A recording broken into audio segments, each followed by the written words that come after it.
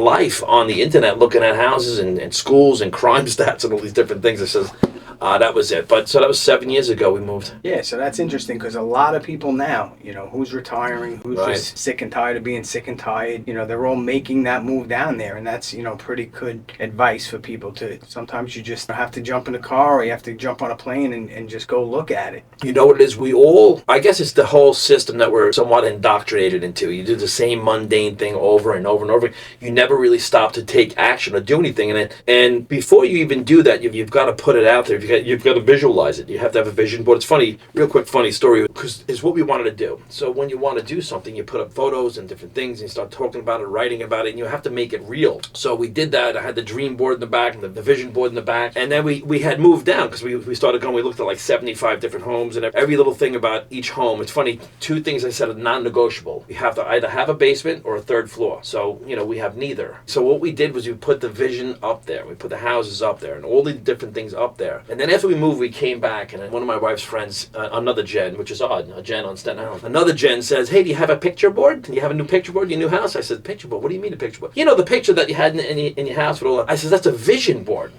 So you need to create a vision. If you don't take a vision and design your life and create your future, you're never going to take action. So she slaps her husband and says, we got to get a picture board. I said, it's a vision board. Listen, we had to do it.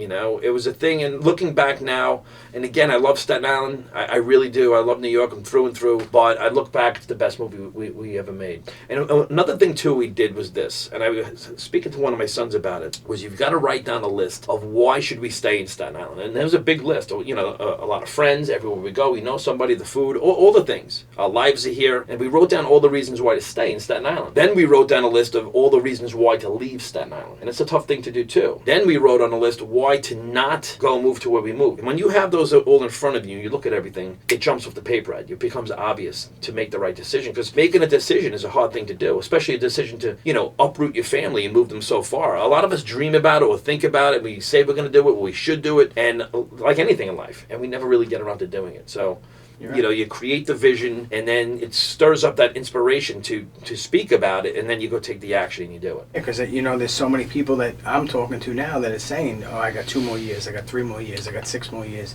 Everybody wants to do it, but I'm just curious when that time comes, if they actually make that leap. And, I admire you for it, especially having, young children. I have 2 young children as well. I'm obviously looking to relocate out of this state sooner than later. But that's something that you have to take into consideration. Right, yeah. School systems, everything. How they're going to adapt. You don't want to wait too long because my daughter's 11, right? I don't want her to be 16 and then resent me for the rest of my life that I took her away from all her friends.